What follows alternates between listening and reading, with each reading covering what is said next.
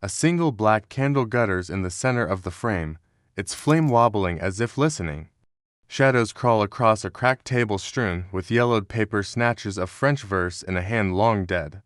A soft whine moves the pages, the camera leans in. Over 400 years ago, a calm, low voice and tones, a French seer put words to paper that some still read as warnings. Will you believe what Nostradamus really meant? The words hang, thick and slow, while a distant bell tolls once. Cut to whispered headlines, social feeds splashing 2025 in bold, then back to the candle. The scene feels intimate and forbidden, like reading a letter meant for another century. The promise of prophecy is more than ink. It is the seduction of certainty in times that feel uncertain. Yet the real question, barely audible over the flame's hiss, is not whether he predicted our future, but how we choose to read the past when the present terrifies us. This opening is not a promise of doom, it's an invitation to look, to question, to weigh evidence and imagination in equal parts. The candle's shadow grows long, the quatrain's words ghost across the table, and the voice asks soft but steady, do we find prophecy or projection? The camera pulls back, leaving the flame to gutter, and with it the sense of a mystery that is as human as fear and as old as history itself. I'm your guide through history's shadows. Tonight we'll decode one famous quatrain attributed to Nostradamus, lay two opposing readings side by side, one sensational, one scholarly, and let you decide which holds more weight. We'll move carefully through language, context, and the ways modern anxieties shape the stories we want to tell.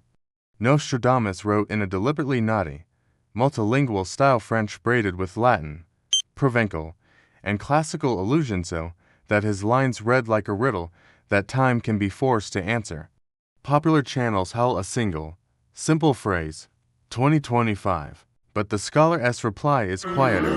The quatrains are dense with metaphor and rooted in 16th century politics, astrology, and literary precedent. Both readings reveal more about the reader than about the author.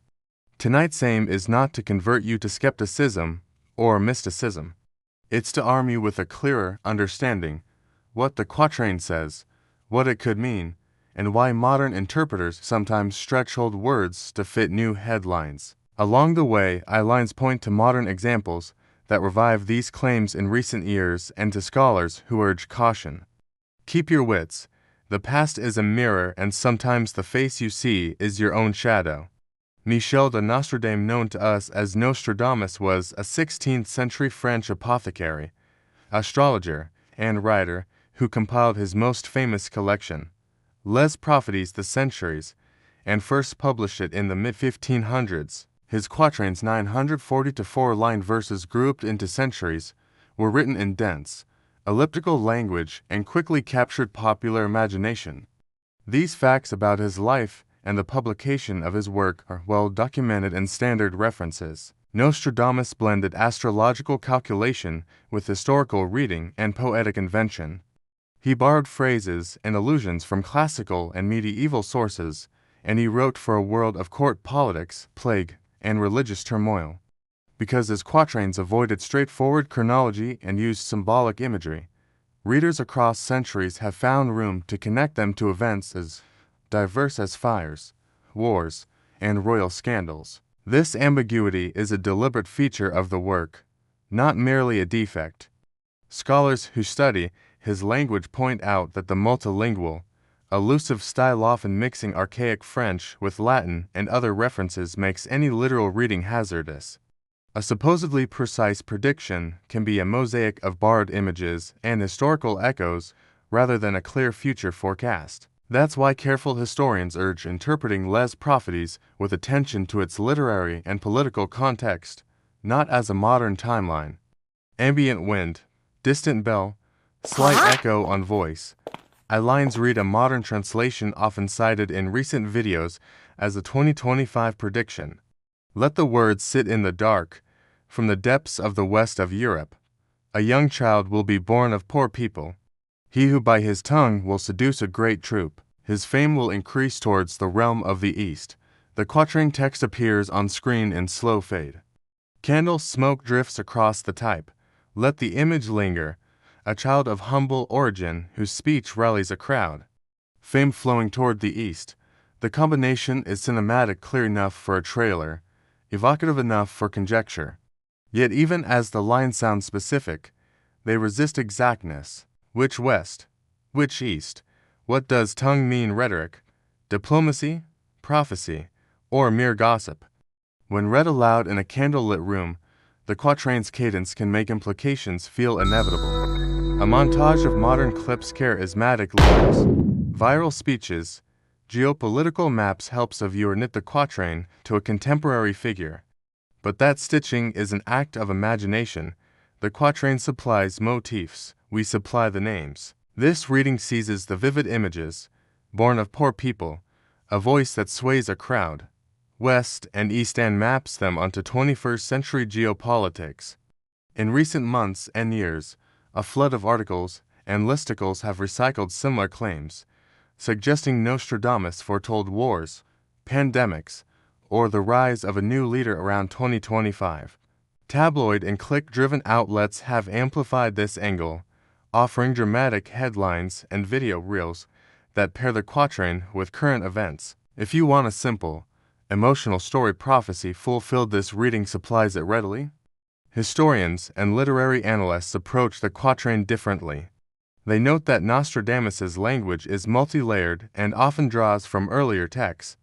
Tongue might reference diplomacy, prophecy, or poetic persuasion in the context of 16th century Europe, not necessarily mass media rhetoric. Researchers stress that applying modern geopolitical maps to vague metaphors stretches the original material beyond what the text can reliably support. Scholarly work on prophetic literature also shows that readers frequently retrofit old texts to match striking modern events, creating the impression of prescience where none objectively exists. Both interpretations tell us something true.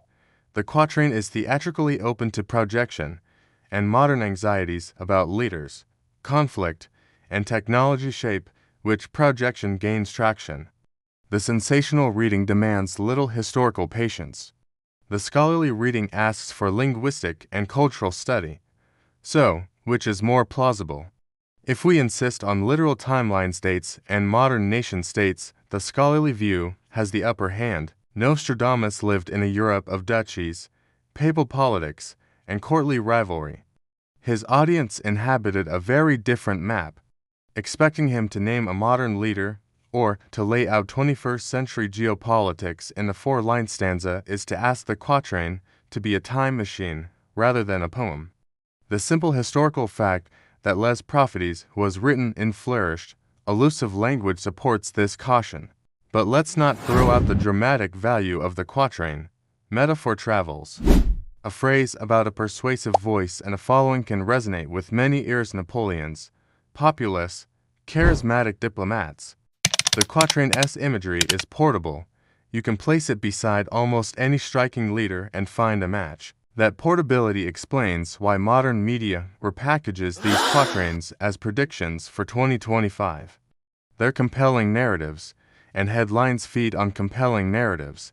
Recent viral pieces and listicles show how easily a poetic line becomes clickbait in the social media age. A balanced appraisal: treat the quatrain as evocative literature, not forensic evidence. Use it to reflect on patterns, how rhetoric shapes crowds, how a charismatic speaker can influence geopolitics, but resist letting it substitute for rigorous historical or political analysis.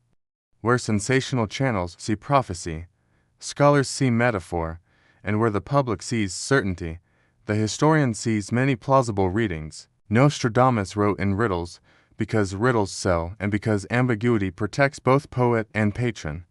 His quatrains survive because they are shapeshifters.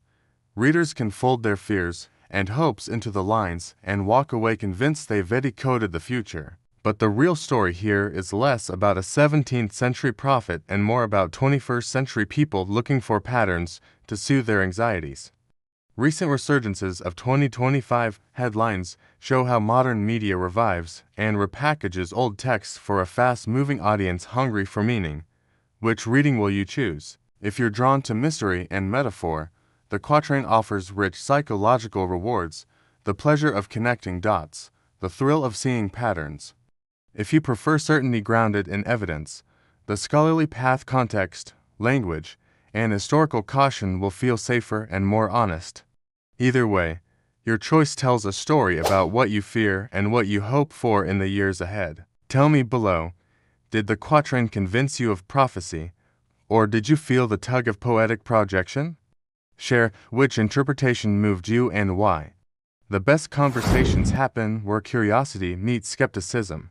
If this intrigued you, subscribe for our next deep dive. We lines take a measured look at prophetic language in the book of Revelation, how metaphor, history, and interpretation collide there, and how modern readers sometimes mistake metaphor for timetable.